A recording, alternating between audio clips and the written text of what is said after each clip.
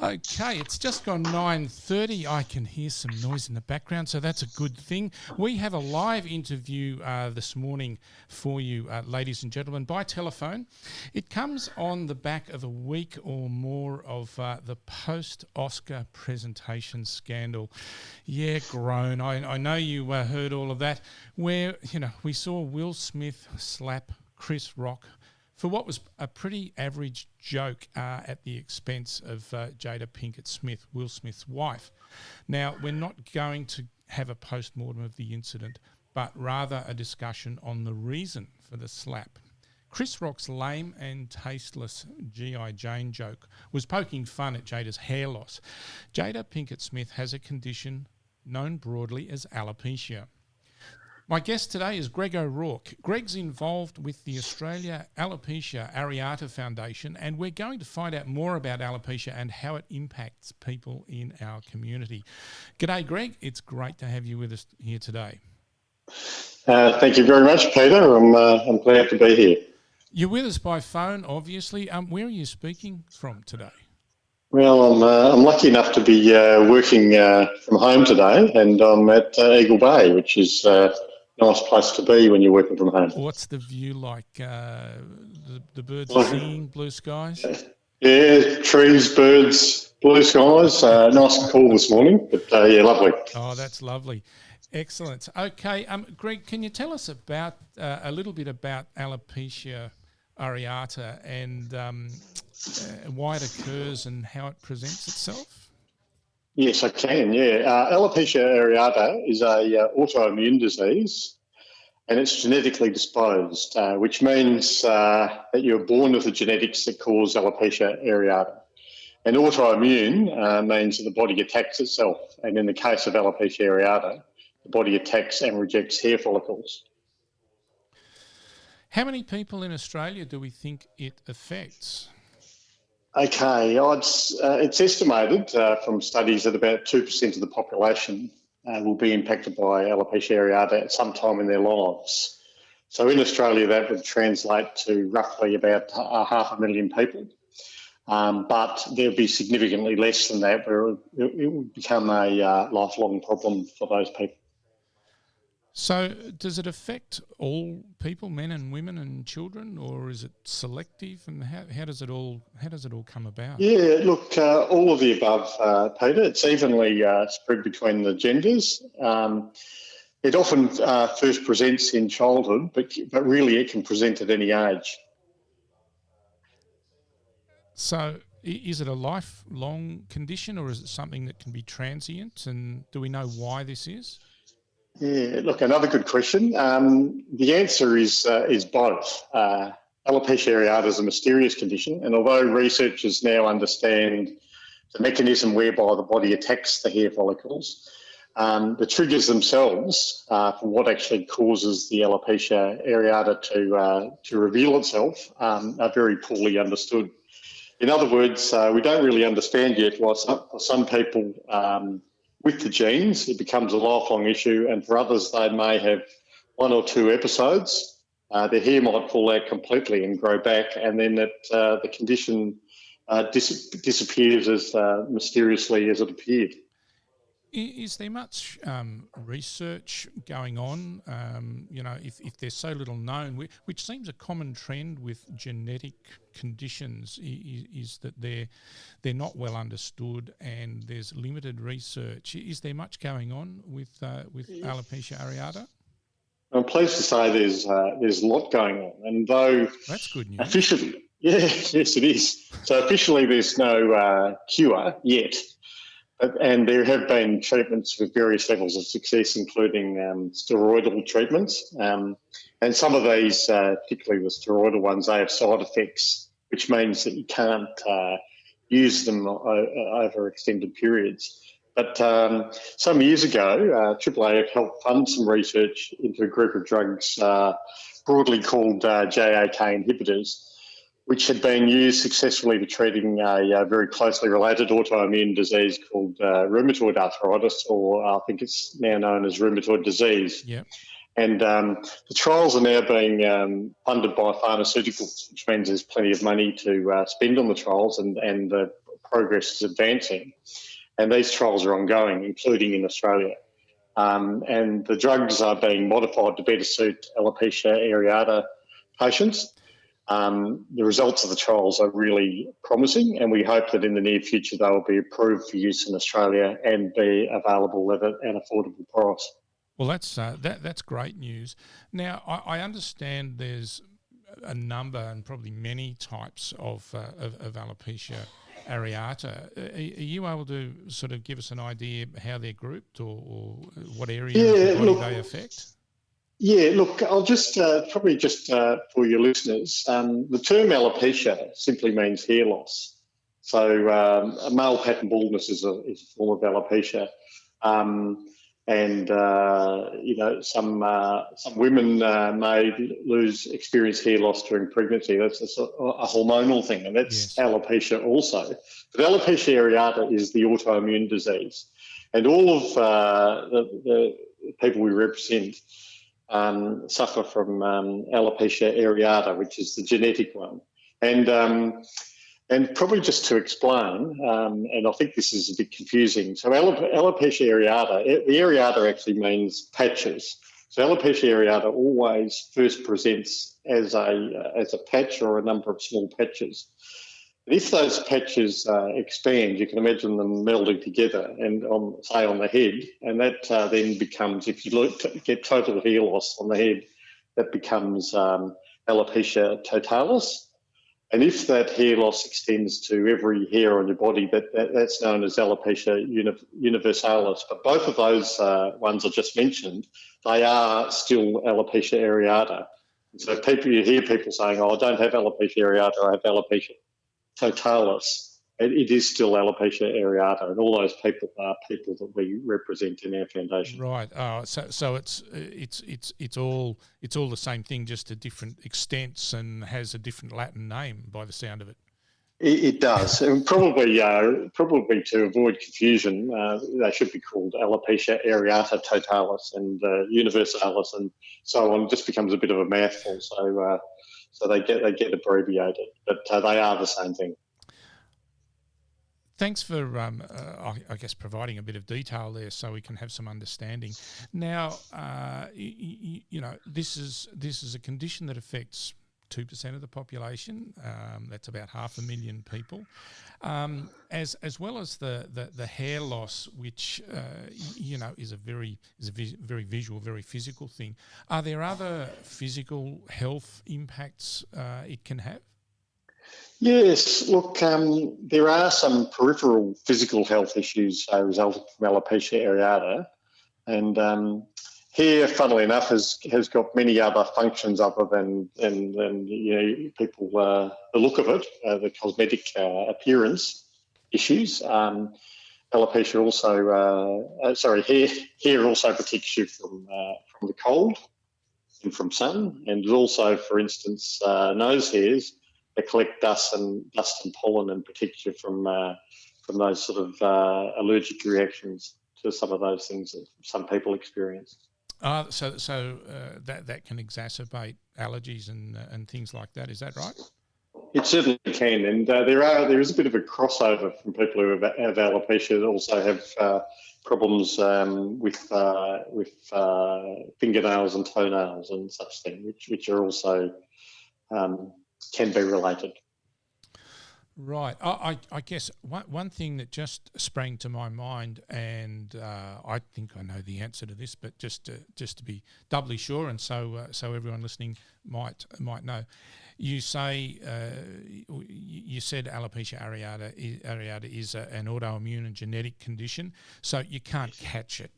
So you can't catch it. No, it's interesting, and but I it's think a misconception. You see someone, and they might have patchy hair or something like that, and some people's first response might be, can you catch that? Look, and it is a good point, Peter, because I think, especially amongst young children, they hear all about, the pandemic, COVID, and people catching stuff, and they may see another kid with something and say, "Oh, if I get close to that person, I might catch it." So that's sort of one of the one of the things that we channel in on or we focus on in educating younger kids that it's certainly not contagious. No risk of catching it. Yeah, and I think that'd be a very quick first hurdle. Now, I guess how an individual might, respond and to the development of their condition and things like that. I'm sure it can quite deeply affect their self-image and self-esteem and their mental health. Let's walk down that path for a minute, if you could, Greg. And what are some of the factors there from not the physical side of things, but the mental side of things? Yeah, look, absolutely. I think that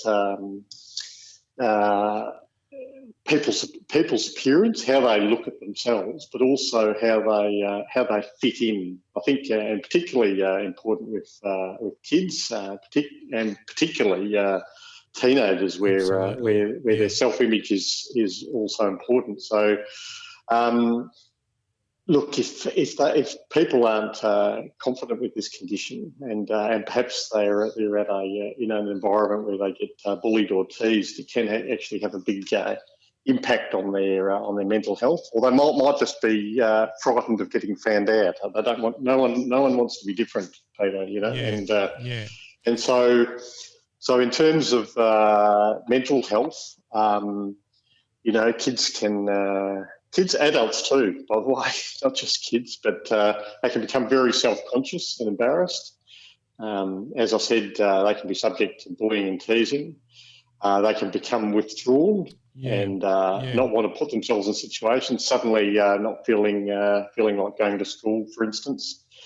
This does happen quite commonly. So they don't want to put themselves in a situation where they can be exposed. So I worry about the impact this can have, and we try to provide support through things such as school packs, speaking at school assemblies and the like. We've even made educational videos which are available on our website to help educate school kids, for instance. I think a lot of these things are born out of ignorance. I think until you actually educate kids, it's really hard to call out bullying. Is it bullying, or is it curiosity? Is it I think it can be the two can be confused. But I think once people know, once people know, you can call it out for what it is, if it is bullying. Yeah, look, there's some issues in there that must be big challenges for people and have a significant impact on their mental health. And we might delve into some of those issues a bit more in a few moments. But before we do that, Greg, how did you become involved with, as you've called it, AAAF, which is Australia Alopecia Areata Foundation? Yeah, look, I've got 3 children. They're all adults now, but 2 of those have they alopecia grow up areata. Quickly, don't they? Certainly do. Tell me about it. But I've got 2 who have alopecia areata, and it was through, my thirst for knowledge about this that I first came in contact with what was then the newly formed Australia Alopecia Areata Foundation, AAAF, we call it. So how long ago was that? That was more than 11 years ago. So the organisation's been going for about 12 now, so it was in its early days. And shortly after that, the position of branch manager in WA became available. I think I was probably the first and only applicant. And I've been involved in that capacity ever since. That's like volunteering in the army, isn't it? Yeah, take a step forward. Yeah. So exactly right. So so I've been involved in about 11 years now, and like anything, it's sort of been a bit of a journey of discovery. We've sort of grown a lot in that time, but it's also, for me personally, it's been very rewarding and become very significant part of my life. That's great. Well, AAAF seem to have a range of support groups and resources available. Are these available in every state? And, what are some of those programs, and are they gender and age specific? And have you got a bit of info for us on those? Yeah, so a little bit about the foundation and how we're structured, but first of all, the foundation's got 3 goals, and everything we do, if it's not related to either of these specific goals, then we don't do it. But they are number 1 is to raise awareness. What I'm doing at the moment, hopefully, is helping with that. But secondly, we provide support to people with alopecia areata and their families, and also we do our best to support research for a cure or an acceptable treatment. You asked about support groups and resources available. So, we have support groups in every state. And in addition, we have a group specifically for males and another one for younger people. And one of the things we've been doing for the last 5 years, although it's been interrupted by COVID, is to run kids camps. And hopefully we'll have another one of these later this year. So these happen each year in November, where kids from all over Australia come together to be with others with alopecia. And our last national camp we had, which was 2 years ago on the Gold Coast, there were 115 kids from all over Australia, and we were able to fully fund that with no cost at all for the kids that attended. So, how do the kids react and respond to 100 plus other kids that are just like them? Yeah, look, I guess that's one of the, to witness that, I guess, is one of the really rewarding things from being involved. So I often think, a lot of kids with alopecia areata, when they first get it, they feel very alone. They probably think they're the only ones who've got this. Yeah. And it's amazing to see the joy when they see someone else with the same thing. So helping to make those connections is one of the really rewarding things with this role. And at the kids' camps, it's just fantastic to see the kids just being kids, relaxing, totally without any of the pressures that they sometimes may feel in their daily lives. Do they share funny stories? Oh yeah, I'm sure everyone's got stories, and I think humour's sort of one of the things I think that people can relate to. Like that's not really a problem for me, or whatever, that sort of thing. But they do. They just have a lot of fun, and there's kids who've sort of been to 3 or 4 camps, and they just really look forward to catching up with their friends from other states. It's been a fantastic thing. Yeah, look, in thinking about that and unpacking that a bit, I guess, you've got 100 kids to come together, and I guess like all kids, some will get on, some won't. There'll be the usual, capers. But do and kids and people with social media and everything now are so connected, it doesn't really matter geographically where you are. Do they then use those contacts and that network as almost an impromptu or an ad hoc support network and friend network where they can if something's happened, or they can get this is how I'm feeling today, and they just know that within that group, whether it's a little Snapchat group or something like that, they just know these people will get it. Is there that opportunity there? Well, there is that opportunity, and that's specifically why we set up a youth group. It's a Facebook group I think one of whether they catch up as well. There seems to be a lot of exchanging of phone numbers at the airport and all of this sort of stuff as they depart to their various states. Kids don't ring each other anymore. They just get on. They just get on Snap, don't they? or probably SMS. Probably whatever details they're getting, they're exchanging information, and I guess that's for the purpose of keeping in touch. So absolutely, yeah. No, I don't think the phone numbers are probably of limited use nowadays. They're for old people like us, mate. So Exactly. so look, that's fantastic. So the foundation AAAF have their support groups, and they're in place where people who have alopecia areata and their families and their carers can feel connected and share knowledge and get information and get support, and perhaps talk through some of their issues and problems or their choices, understanding their choices. That must provide a real opportunity, I guess, for empowerment, but also like we've just talked about with these kids, that feeling of brotherhood and sisterhood of others, that you're not alone. That must be a fantastic feeling. Well, it is. I think it's a strength in numbers, and I think we've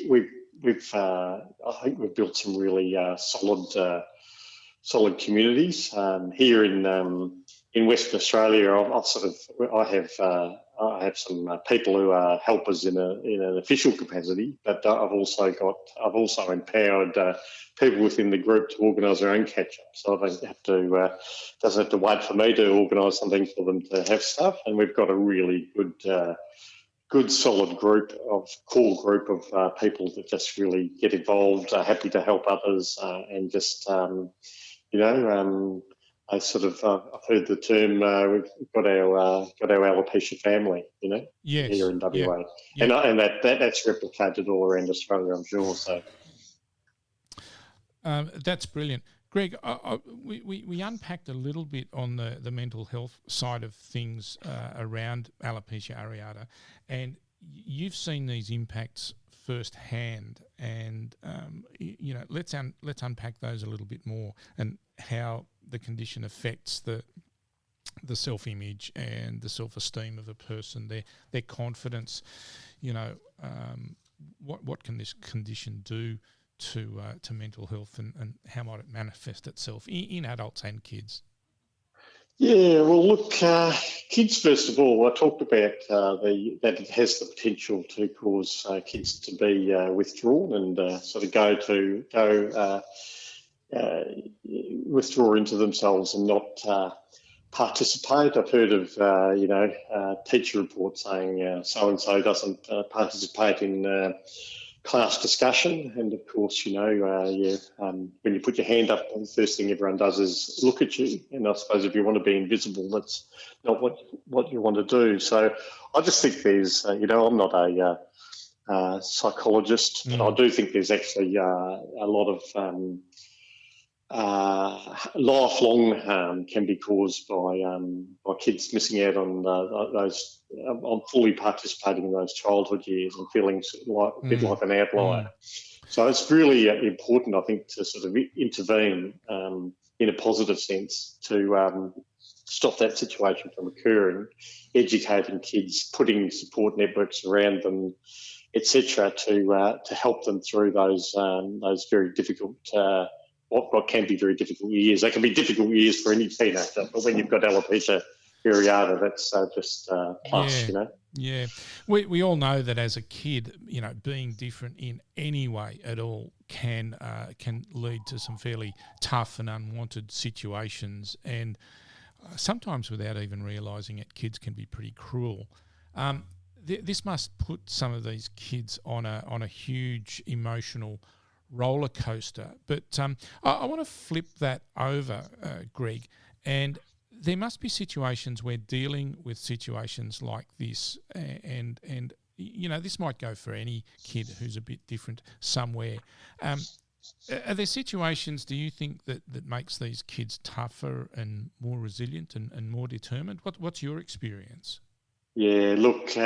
From my experience, we've got some amazing kids in the group who've got really good stories, and 100%. Kids who get the right support can become tougher and more resilient. I think alopecia areata is a big thing for a kid to deal with, and often kids who have dealt with that, they really don't sweat a lot of the little stuff that might bother the rest of us. And I've also seen kids with alopecia areata consequently subsequently develop really good leadership skills, and we encourage people like that in our group to use their experience to help others who are perhaps at the beginning of the journey and really struggling. Yeah, so it's it's an adversity, but they lift and rise to I guess the challenge and embrace the situation almost. Is that how you'd put it? Yeah. Look, absolutely.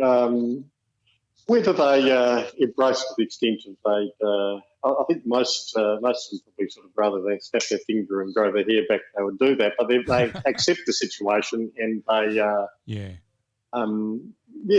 sort of accept and sort of build from that, understand that they're loved and supported. And I think sort of one of the other things I've observed, I think other people who see kids with this, who are actually dealing really positively with it, they may not say so, but I think there's an enormous amount of respect, and they sort of wonder, geez, I wonder whether if I had this, whether I'll be able to deal with it like as this person is. So there is that respect, I think, that can be gained as well from dealing with it in a positive fashion.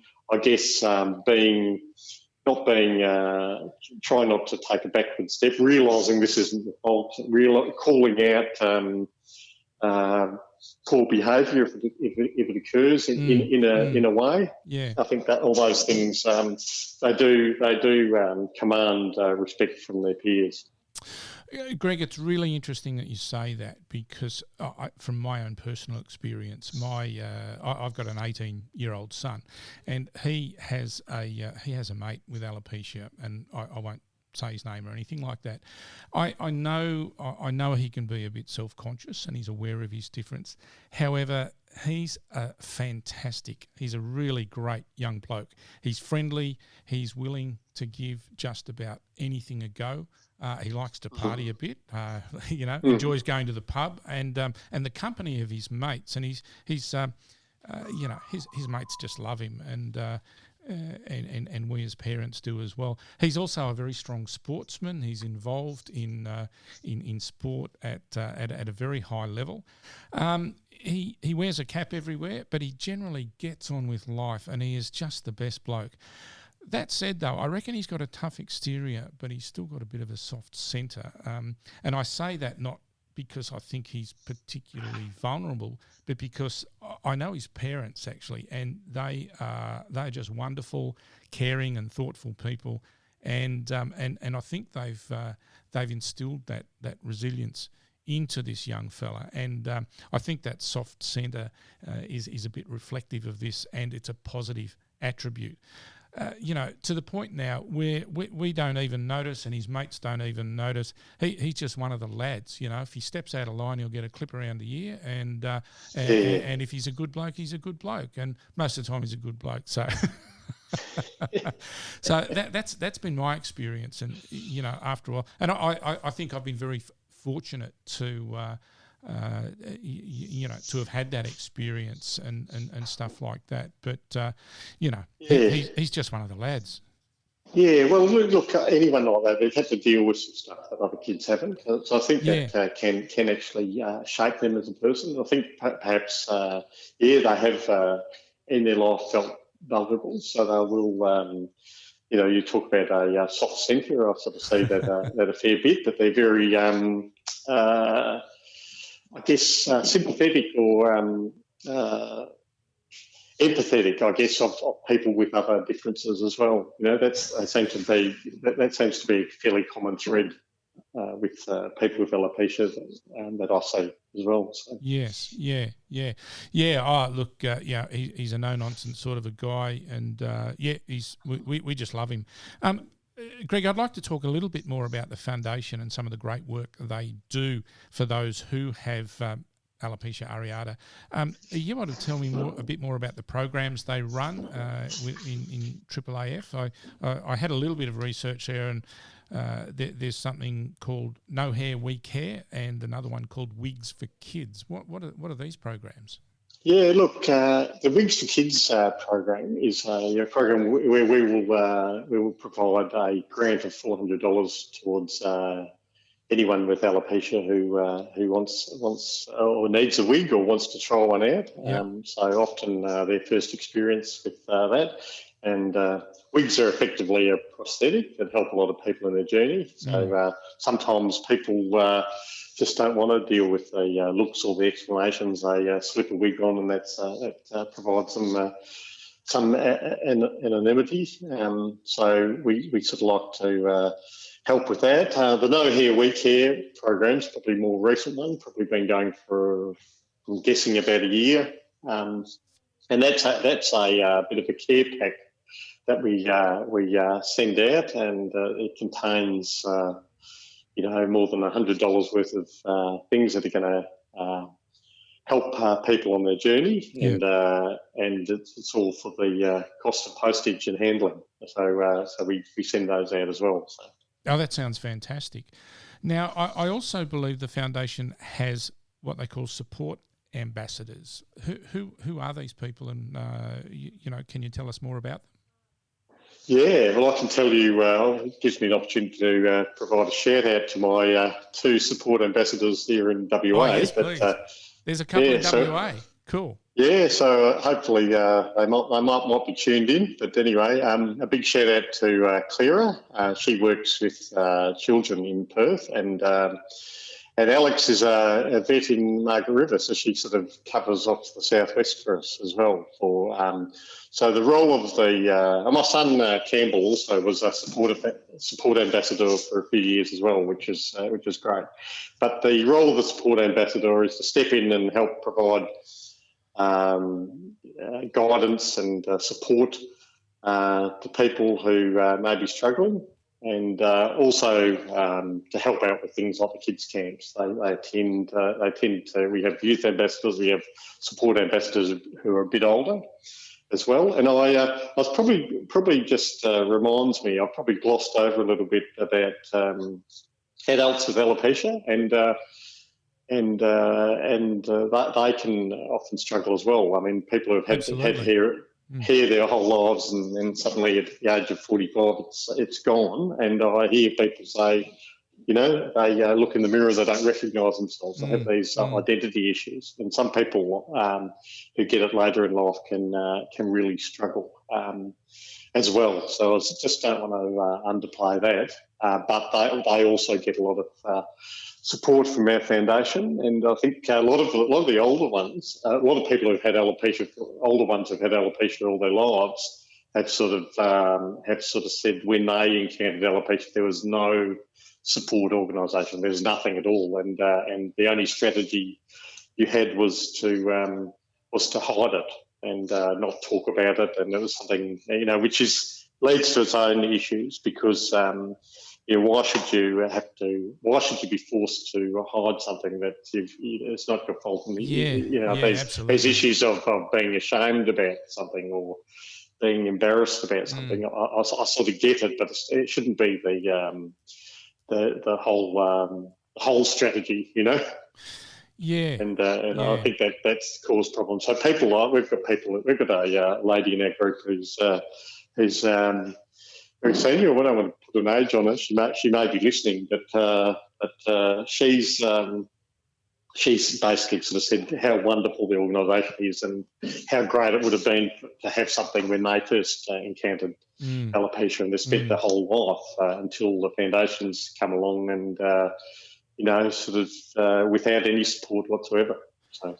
Yeah. Oh well. Look, I'll double down on your shout out there to Clara and Alex and Campbell if you're listening. Thank you for the work you do and the awareness that you obviously create. It's a great thing. So I hope you're listening, and hello. Now, Greg, I'm a Joe Average member of the public. What can I do in terms of awareness and support, even just in the street? What should I do?